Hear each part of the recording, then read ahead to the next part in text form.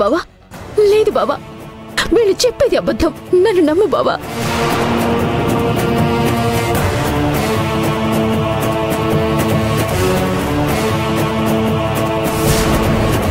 రేయ్, నువ్వు చెప్పేది నిజం అనడానికి సాక్ష్యం ఏంటి? సొంత తమ్ముణ్ణి నేను చెప్పినా కూడా నీకు నమ్మకం కలగటం లేదు కదా. నీకు సాక్ష్యం కావాలంతేగా. ఇప్పుడే తను ఎన్ని తప్పులు చేసిందో ఆ డాక్టర్ నోటితోనే చెప్పిస్తాను.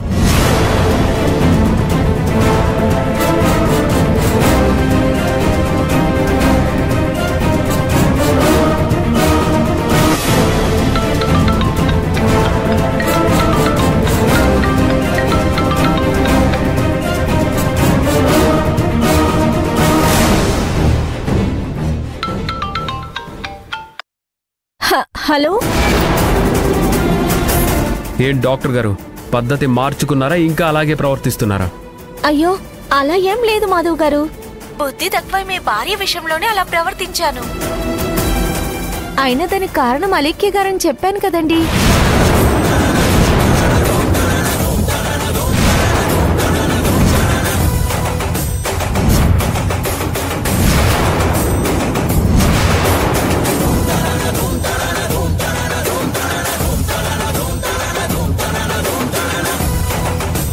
నా భార్యకి తనంత పెద్ద ద్రోహం చేసిందో ఇంకొకసారి మీ నోటితో వినాలనుకుంటున్నాను.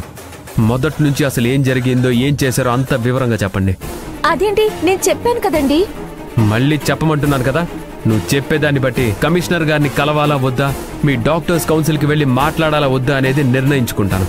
అయ్యో వద్దు సార్, మీకు పుణ్యం ఉంటుంది. నా జీవితం నాశనమైపోతుందండి. మరైతే చెప్పు. సార్, నాకే పాపం తెలియదు సార్. నేను ఇప్పటి వరకు ఏ తప్పు చేయలేదు సార్. మొట్టమొదటిసారిగా రుద్రాణి గారు నాకు ఫోన్ చేశారు. ఆవిడ దగ్గర గతంలో నేను అప్పు తీసుకుని ఉన్నాను. ఆ పరిచయంతో ఆవిడ ఫోన్ చేసి, అలేఖ్య అనే అమ్మాయి వస్తుంది, తను చెప్పింది చెప్పినట్లు చేయమని ఆదేశించారు.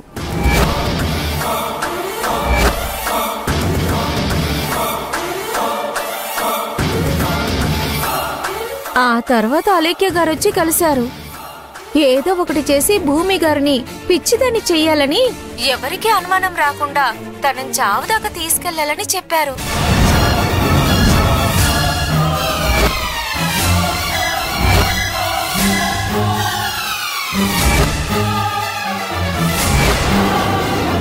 రుద్రాణి గారంటే భయంతోనే ఒక ఇంజెక్షన్ ఉంది, ఆ ఇంజెక్షన్ డోస్ కు మించిస్తే మనుషులో ఆవేశం పెరిగి పిచ్చి వాళ్ళలా ప్రవర్తిస్తారని, ఆ కోర్సు మొత్తం కంప్లీట్ అయితే ప్రాణాలకు కూడా ప్రమాదమని చెప్పాను. అయితే వాళ్ళు ఆ ఇంజెక్షన్ కావాలని డబ్బులు పంపించేవారు. నేను ఆ ఇంజెక్షన్ పంపించేదాన్ని.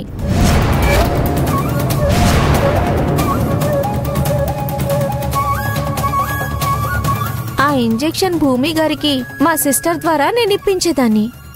ఆ ప్రభావంతో భూమి గారు అందరితో అలా ప్రవర్తించేవారు.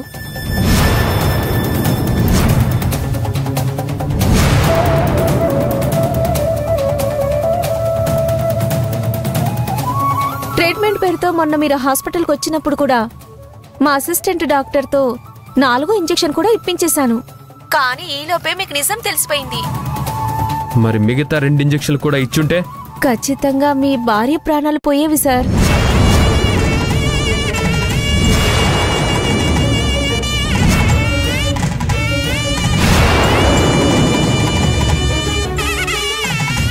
ఇదే సార్ జరిగింది.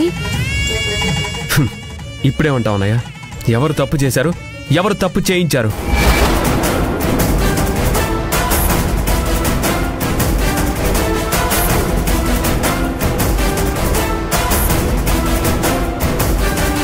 తనకు తెలియకుండానే తనకిచ్చిన ఇంజెక్షన్ల వల్ల అలా ప్రవర్తించిన నా భార్య తప్ప, తన నా విధంగా తయారు చేసిన నీ భార్య తప్ప?